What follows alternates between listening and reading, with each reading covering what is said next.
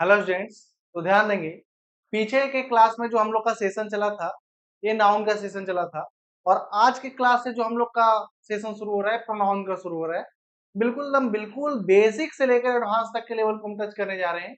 हर एक प्रकार का क्वेश्चंस जो कॉम्पिटिटिव एग्जामिनेशन में पूछा जाता है, उसके ऊपर भी हम बात करेंगे। और उसे भी बहुत बेहतरीन तरीका से आसान कंसेप्ट के साथ आपको हम समझा देंगे, ताकि किसी भी एग्जाम के पेपर के लिए आप तैयारी कर रहे हैं, तो उस एग्जाम का पेपर को करने में आपको एकदम परेशानी ना हो। साथ ही पीछे जितना भी आपको क्लास नाउन का मिला था, हम चाहेंगे कि एक बार आप उसको पूरा प्रैक्टिस करें, क्योंकि देखिए नाउन के बाद ही प्रोनाउन ज्यादा बेस्ट माना जाता है।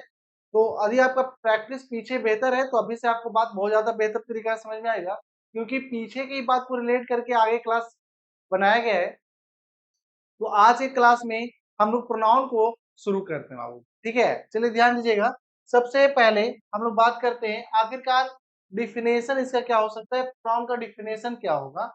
तो ऐसे हम लोग बोलते हैं ना, क्या बोलते हैं, a word which replaces a noun to avoid its repetition. अच्छा, ये है ना, ये जो नॉर्मली क्या होता है कि नाउन के बदले यूज होने वाला वर्ड है ना। जैसे नॉर्मली हम बोल सकते हैं, एक एग्जांपल के तौर पे समझना। जैसे हम बोले Ram is a boy, Sita is a girl, is a girl. Normal दो बात बोले, तो यहाँ पे नाउन क्या है, अपने आप में राम है, और यहाँ पे क्या है, सीता है। तो राम के लिए यदि हम कोई वर्ड का यूज करना चाहेंगे प्रोनाउन में, तो क्या बोलते हैं, ही इज अ बॉय।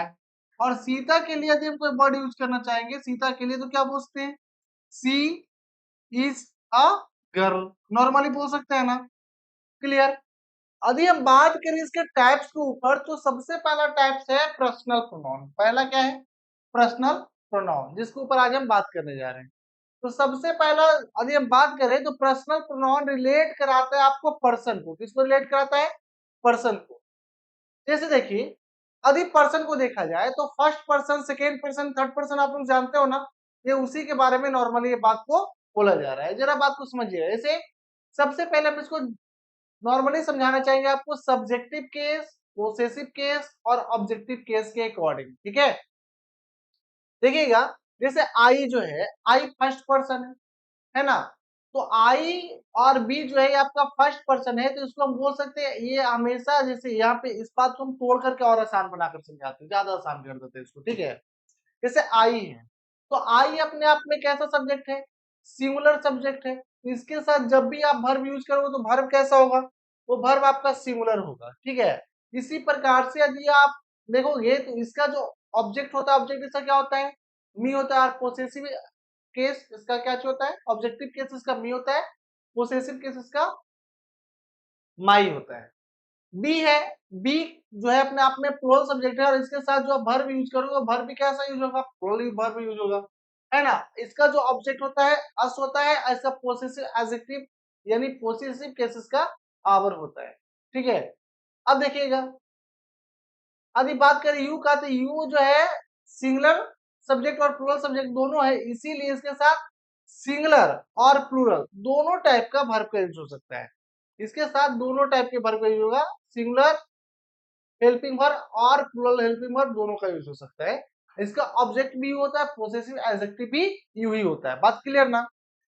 ही है, देखना बात को समझते जाना। ही है, ही अपने आप में कैसा सब्जेक्ट है, सिंगुलर सब्जेक्ट है। कैसा सब्जेक्ट है बाबू, सिंगुलर सब्जेक्ट है। और सिंगुलर सब्जेक्ट के साथ किस प्रकार का वर्ब यूज होगा, सिंगुलर हेल्पिंग वर्ब का यूज होगा। इसका ऑब्जेक्ट क्या चूज जाएगा, इसका जो ऑब्जेक्टिव केस होगा, अच्छा लिखने में टाइपिंग मिस्टेक हो गया यहाँ पे, इसका ऑब्जेक्ट आपका होगा हिम होगा। क्या होगा, हिम। अब पोसेसिव केस इसका हो जाएगा हिज। क्या हो जाएगा, हिज। ठीक है, देखना नेक्स्ट।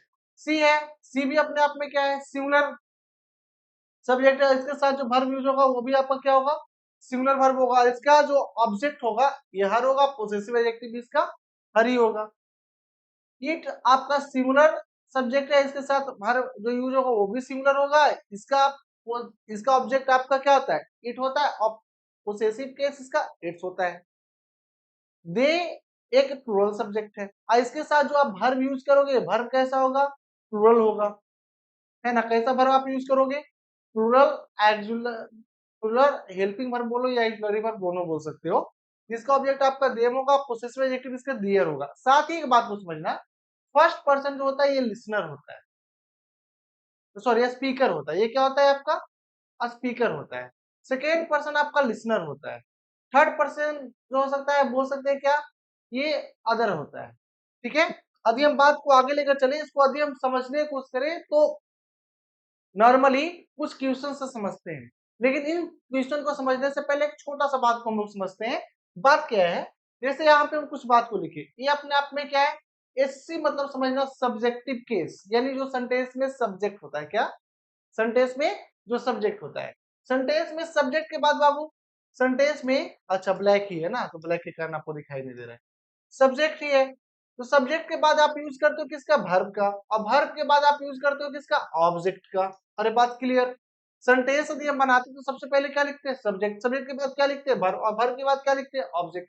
यानी सब्जेक्ट पहले होता है, वर्ब इसके बाद क्या होता है, ऑब्जेक्ट। इसी बात को बोले पहले यूज करेंगे सब्जेक्टिव केस का, फिर वर्ब का, फिर ऑब्जेक्टिव केस का, यानी ऑब्जेक्टिव केस से पहले यूज होता है किसका, वर्ब का, पहला बात। दूसरा एक और बात समझना, यदि आपका सेंटेंस में कहीं पे प्रीपोजिशन दिखता है तो उसके साथ हम लोग यूज करेंगे ऑब्जेक्टिव केस का। तो ऑब्जेक्टिव केस और सब्जेक्टिव केस हम फिर से बोल देना चाहेंगे, जैसे आई का क्या होता है, मी, बी का होता है अस, यू का यू, ही का हिम, सी का हर, इट का इट, और दे का देम होता है। क्लियर ना। अब यदि हम प्रीपोजिशन को देखें तो निगेटिव सेंस के तौर पे बोल सकते हैं unlike, without, except, and not और बट, ये तीनों जो है ना अपने आप में लगभग इक्वली यूज होता है। और पॉजिटिव सेंस में हम लोग बोलते हैं लाइक, अपने आप में लाइक भी प्रीपोजिशन है जी, ठीक है। बीत हो गया, अलोंग बीत हो गया, टुगेदर बीत हो गया, ये आपका प्रीपोजिशन है, ये आपको पॉजिटिव सेंस को रिप्रेजेंट कराता है। ऐसा क्यों बताएं, क्योंकि इससे रिलेटेड पीछे कुछ क्वेश्चंस हम दिए हैं, ठीक है। देखिएगा क्वेश्चंस क्या है, अब जरा पहला क्वेश्चन आप पढ़िए तो देखेंगे तो क्या है लिखा हुआ, me think that him is serious. तो एक बात समझ में आ रहा है कि यहाँ पे मी का यूज करना अपने आप में क्या हो जाएगा, गलत हो जाएगा। यहाँ पे यदि मी का यूज करेंगे तो अपने आप में गलत हो जाएगा, क्योंकि यहाँ पे थिंक है और थिंक अपने आप में वर्ब है। अभी हम जाने कि वर्ब से पहले हम लोग सब्जेक्टिव केस का यूज करते हैं, बात सही ना। तो यहाँ पे मी की जगह यूज करना चाहिए क्या हम लोग, आई, क्या यूज करेंगे, आई, आई थिंक डैट। अब यहाँ पे क्या है, हिम। अब जरा देखना यहाँ पे क्या है आपका इज, इससे पहले क्या होगा, सब्जेक्टिव केस, इसीलिए यहाँ पे हिम के जगह हम यूज करना चाहेंगे किसका, ही का। I think that he is serious, ये ज्यादा बोलना सटीक होगा। क्लियर। तो एक बात समझ में आया कि वर्ब से पहले हम लोग ऑब्जेक्टिव केस का नहीं बल्कि सब्जेक्टिव केस का यूज करते हैं। क्लियर ना। सेकेंड नंबर सवाल जरा देखिएगा, आपको कैसा लगता है, क्या बोल रहा है, द टीचर स्कोल्डेड ही या हिम। ऑब्वियसली बाबू ही नहीं होगा, क्योंकि देखो यहाँ पे वर्ब के बाद हम लोग सब्जेक्टिव केस का यूज नहीं करेंगे बल्कि यूज करेंगे किसका, ऑब्जेक्टिव केस का, इसीलिए यहाँ पे हम लोग ही का यूज नहीं करेंगे। पहला बात क्लियर ना। आगे देखिएगा, आगे अगला सवाल क्या है, बोल रहा है टू के बाद आई। अच्छा एक बात और देखो, अभी जस्ट हम बताएं क्या बोले कि प्रीपोजिशन के बाद जब भी यूज करेंगे तो ऑब्जेक्टिव केस का यूज करेंगे, लेकिन यहाँ पे देखो यहाँ पे प्रीपोजिशन के बाद क्या है, आई है, यानी आई का यूज तो यहाँ पे कदापि नहीं करेंगे, तो क्या यूज करेंगे, मी का। तो क्या बोले, to me the theorem is easy. अब इसी बात को जरा बेहतर तरीके से सीधा करके बोले तो क्या बोलते हैं, the theorem is easy to me, ये जो थ्योरम है मेरे लिए आसान है। यानी इस टू मी को हम उठा के पीछे ले आए तो बहुत सटीक सेंटेंस बन जाएगा, the theorem is easy to me. अगला देखिए क्या आता है, बिटवीन सी एंड मी। अच्छा बिटवीन अपने आप में क्या है, पता ना, बिटवीन अपने आप में क्या है, प्रीपोजिशन है ना, अरे है या नहीं, क्लियर। इसके बाद क्या है यहाँ पे सी, क्या प्रीपोजिशन के बाद सी का यूज करना सही होगा, बिल्कुल गलत होगा। क्या होगा यहाँ पे, हर, क्या यूज होगा, हर, क्योंकि सी का ऑब्जेक्ट क्या होता है, हर। और अभी हम जाने ना, अभी जस्ट जाने, क्या जाने कि जब भी प्रीपोजिशन आएगा तो प्रीपोजिशन के बाद हम लोग यूज करेंगे ऑब्जेक्टिव केस का। अब देखिए यहाँ पे जरा बात को समझिए, क्या बोल रहा है नॉर्मली कि बिटवीन के बाद यहाँ पे सी का यूज किया, इसीलिए आप यहाँ पे बोलना चाहिए बिटवीन हर एंड मी, तो मी तो अपने अपना ऑब्जेक्टिव केस है, बात बिल्कुल सही है। देयर इज नो कॉन्फ्लिक्ट, इसी बात को यदि हम सही करें तो ऊपर वाले सेंटेंस के अनुसार नीचे भी सही बोल सकते हैं। कैसे बोल सकते हैं देखना, बोलते हैं there is no conflict between her and me. Clear. There is no conflict between her and me. देखो ये दोनों सवाल एक जैसा था, ये दोनों सवाल एक जैसा था, बात क्लियर हुआ। आगे चलते हैं, आगे यदि बात करें तो बोल सकते हैं रीना। रीना अपने आप में क्या है? सब्जेक्टिव केस है। डिस्टर्बेड ये अपने आप में ऑब्जेक्ट है। मनी है ना, distributed money. Reena distributed money between C and me. अच्छा देखो फिर से यहाँ पे कंफ्यूजन दे दिए। क्या है? बिटवीन के बाद आपके पास सी है, बिटवीन के बाद हम लोग सी का यूज नहीं करेंगे बल्कि यूज करेंगे किसका? हर का यूज करेंगे। किसका यूज करेंगे बाबू? हर का, हर एंड मी। आगे देखिए अगला सवाल आपके पास क्या बोल रहा है। आगे जो सवाल है इसको यदि आप देखोगे तो आपको अपने आप में कंफ्यूजन जैसा लगेगा। ये तीनों सवाल आपका एक जैसा था, ठीक है। ये तीनों जो सवाल है, ये तीनों सवाल आपका एक जैसा है। इसमें हम प्रीपोजिशन को आपको क्लियर करा दिए। आगे देखिए क्या करा है, he like I have done PhD. अब एक बात क्या आप समझना, यहाँ पे बहुत सारा बच्चा इस टाइप के सवाल को देखता है और कंफ्यूज हो जाता है कि यहाँ पे लाइक को लाइक्स में चेंज करता। नहीं सर, बिल्कुल खबरदार। यहाँ पे ये जो लाइक है, ये लाइक जो है आपका यूज हो रहा है किसकी तरह? ये यूज हो रहा है बाबू, जैसे देखो लाइक का यूज यदि हम वर्ब के तौर पे करते हैं तो लाइक मतलब होता है पसंद करना। क्या होता है? पसंद करना। लेकिन जैसे बोलते हैं आई लाइक सिंगिंग, मुझे गाना पसंद है, या भी मैं गाना पसंद करता हूँ। लेकिन इसी का यूज जब हम लोग प्रीपोजिशन की तरह करते हैं तो बोल सकते हैं कि अपने आप में क्या है? कंपैरिजन करता है। इसका यूज होता है की तरह के अर्थ में, ठीक है। जैसे I like a doctor, I like अ, यहाँ पे टाइपिंग में थोड़ा सा छूट गया था। आई लाइक अ डॉक्टर मतलब मैं एक डॉक्टर की तरह हूं, मतलब वह डॉक्टर की तरह मैं हूं, मतलब कोई डॉक्टर होगा उसकी तरह ही मैं एक डॉक्टर हूं। आई एम ए डॉक्टर, इसका मतलब ये होगा। जैसे बट है तो बट को यदि हम कंजक्शन के तौर पे देख सकते हैं, लेकिन जब इसी बट को हम प्रीपोजिशन के तौर पे देखते हैं तो एक्सेप्ट का अर्थ देता है ना। सेव है तो सेव का मतलब होता है बचाना, है ना। लेकिन जब इसी का यूज हम लोग प्रीपोजिशन की तरफ पे करते हैं तो इसका यूज होता है के अलावा। जैसे देखो सेव, देखो Ravi saved his money, Ravi अपना पैसा बचाता है, लेकिन बोल रहा है I save you am ready for his work. अब इस बात को थोड़ा सा हम पहले समझेंगे, उसके बाद इसको हम आगे के क्वेश्चंस में देखेंगे। लेकिन पहले पीछे से हम लोग आते हैं, क्या ये जो हम बात लिखे हैं क्या इस बात में किसी प्रकार का कोई मिस्टेक है? यदि नहीं है तो बहुत बढ़िया बात है। तो पहले पीछे से बात को सीख लेते हैं, उसके बाद यहाँ पे कुछ क्वेश्चंस है उसको हम लोग सॉल्व करते हैं, ठीक है। अब जरा देखिएगा आपके सामने सवाल है, कहता है ही लाइक, तो लाइक तो अपने आप में प्रीपोजिशन हुआ, बात क्लियर हुआ। ये प्रीपोजिशन है, ठीक है। तो जब ये प्रीपोजिशन मतलब इसको लाइक्स नहीं बनाएंगे, ये प्रीपोजिशन है बाबू, है ना, प्रीपोजिशन।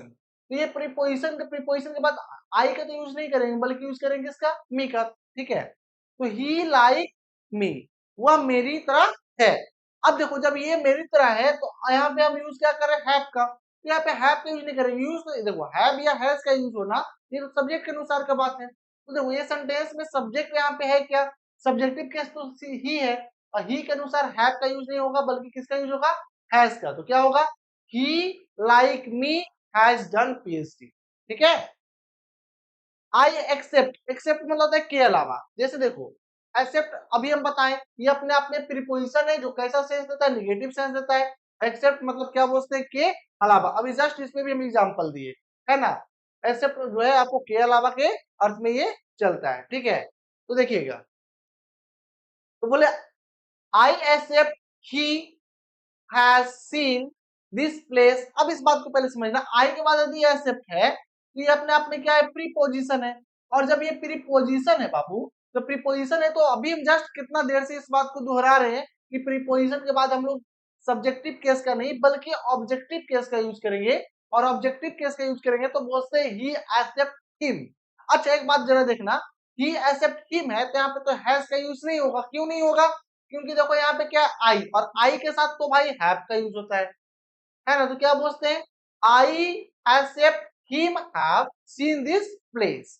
चलिए नीचे भी कुछ सवाल है, जैसे बोला see and not, see and not they.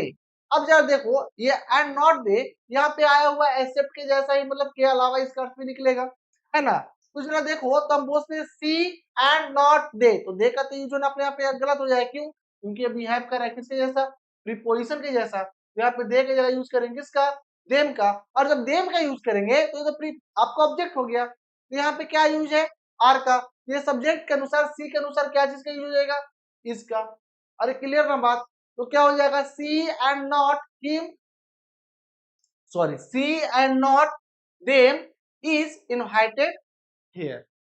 Last question देखना क्या बोल रहा है, केशव बट आई। अब देखो यहाँ पे बट जब है तो बट के बाद हम लोग आई ने बल्कि यूज करेंगे किसका, मी का। अब केशव है तो ये सब्जेक्टिव केस है, तो सब्जेक्टिव केस के अनुसार यहाँ पे हैव की जगह यूज करेंगे बाबू किसका, हैज का। अरे बात क्लियर ना। अच्छा ये बात को यदि हम देखें तो पीछे केस वाला बात में आपको हम बताए थे कि यदि आपका सब्जेक्टिव केस है, ये मान लीजिए आपका बट से या किसी प्रीपोजिशन से जुड़ रहा था, पीछे वाले क्लास में पढ़ाए थे आप, किसी प्रीपोजिशन से जुड़ रहा था, तो यहाँ पे यदि सब्जेक्टिव के सेकेंड का यूज कर रहे थे तो इसके बाद जो हम वर्ब यूज कर रहे थे वो वर्ब हम इसके अनुसार यूज करते थे। वही बात यहाँ पे आ रहा है या नहीं आ रहा है, आ रहा है ना। केशव बट मी हैज, यहाँ पे हैज तो इसके अनुसार भी यूज होना बिल्कुल सही है, यानी पीछे का बेस हमारा भी अच्छा है तो आगे भी हमारा अच्छा ही होगा। इसी बात को हम क्या बोले, अभी जस्ट हम बोले ना कि सेंटेंस में सब्जेक्टिव केस है तो उसके बाद वर्ब और ऑब्जेक्ट का यूज करेंगे। लास्ट में हम देखें तो लास्ट में क्या बोल सकते हैं, जैसे हम बोले कि कुछ क्वेश्चन से पीछे देखते हैं, देखो यहाँ पे देखे तो क्या ही एक्सेप्ट मी, तो एक्सेप्ट मी है तो मी के अनुसार यहाँ पे क्या यूज होना चाहिए था, देखो मी के बाद यहाँ पे इसका यूज, तो यहाँ पे क्या है ही के साथ इसका यूज होना अपने आप में बिल्कुल ये सेंटेंस क्या है, सही है। आगे देखो अगला क्या है, I save you and I save you am ready for his work. अब देखो यहाँ पे यू के बाद लोग कहेंगे भैया यहाँ पे एम का यूज कैसे हो गया, यू के बाद एम का यूज नहीं हुआ, ये अपने आप में ये जो है आपका ऑब्जेक्टिव केस को ही बता रहा है, ठीक है। तो यहाँ पे यदि हम देखें तो आई के अनुसार यहाँ पे यूज एम का बिल्कुल परफेक्ट होगा, बिल्कुल सही होगा। क्लियर। तो नॉर्मली एक बात आज की क्लास में हम समझे, क्या समझे भाई, आज की क्लास में एक छोटा सा बात समझे कि यदि सेंटेंस में इस टाइप का सवाल दिखे तो बहुत आसानी से सवाल को हम लोग पढ़ सकते हैं। ये जो आज का डिस्कशन था ये कंप्लीटली आपका पर्सनल प्रोनाउन से रिलेटेड है। आगे क्लास में हम इसी टॉपिक्स को और आगे लेकर चलते चले जाएंगे। कंटिन्यू अब आपका क्लास चलता रहेगा और लगातार आप लोग बात करते रहेंगे, ठीक है। लगातार पूरा प्रीपोजिशन, सॉरी पूरा पार्ट्स ऑफ स्पीच हम लोग इस सीरीज में पहले क्लियर करते हैं, उसके बाद फिर हम लोग कुछ वोकैबुलरी के देखेंगे, ठीक है। अभी वोकैबुलरी को हम थोड़ी देर के लिए स्टॉप रख रहे हैं और अभी आपके सामने लगातार पहले कंप्लीट पार्ट्स ऑफ स्पीच को समाप्त कर देते हैं।